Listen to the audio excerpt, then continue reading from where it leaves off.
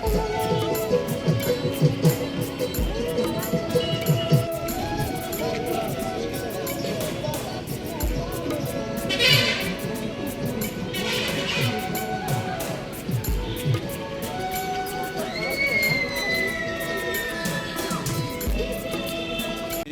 চাৰিআলিৰ পৰা আহিছিলোঁ।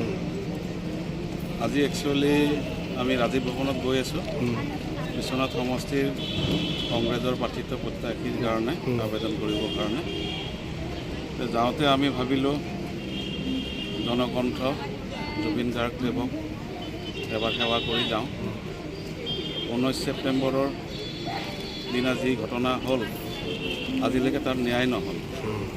যি ন্যায় তেওঁলোকে চৰকাৰৰ ফালৰ পৰা যি ন্যায় দিয়া হৈছে সেই ন্যায়টো আমি মানি লোৱা নাই, কাৰণ এই ন্যায়টো তেওঁৰ কাৰণে ন্যায় হ'ব নোৱাৰে।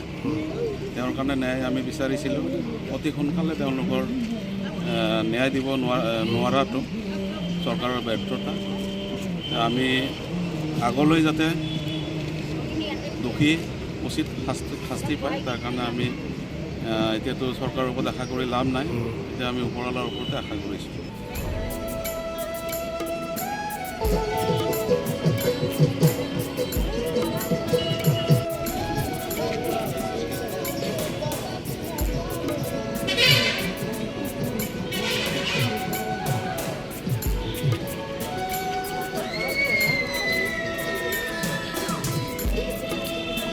বিশ্বনাথ চাৰিআলিৰ পৰা আহিছিলোঁ।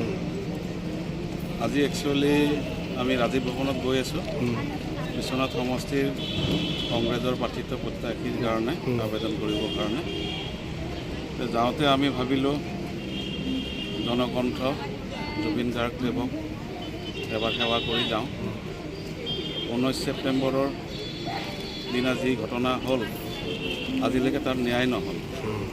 যি ন্যায় তেওঁলোকে চৰকাৰৰ ফালৰ পৰা যি ন্যায় দিয়া হৈছে সেই ন্যায়টো আমি মানি লোৱা নাই, কাৰণ এই ন্যায়টো তেওঁৰ কাৰণে ন্যায় হ'ব নোৱাৰে। তেওঁৰ কাৰণে ন্যায় আমি বিচাৰিছিলোঁ, অতি সোনকালে তেওঁলোকৰ ন্যায় দিব নোৱাৰাটো চৰকাৰৰ ব্যৰ্থতা। আমি আগলৈ যাতে দোষী উচিত শাস্তি পায় তাৰ কাৰণে আমি এতিয়াতো চৰকাৰৰ ওপৰত আশা কৰি লাভ নাই, এতিয়া আমি ওপৰৱালাৰ ওপৰতে আশা কৰিছোঁ।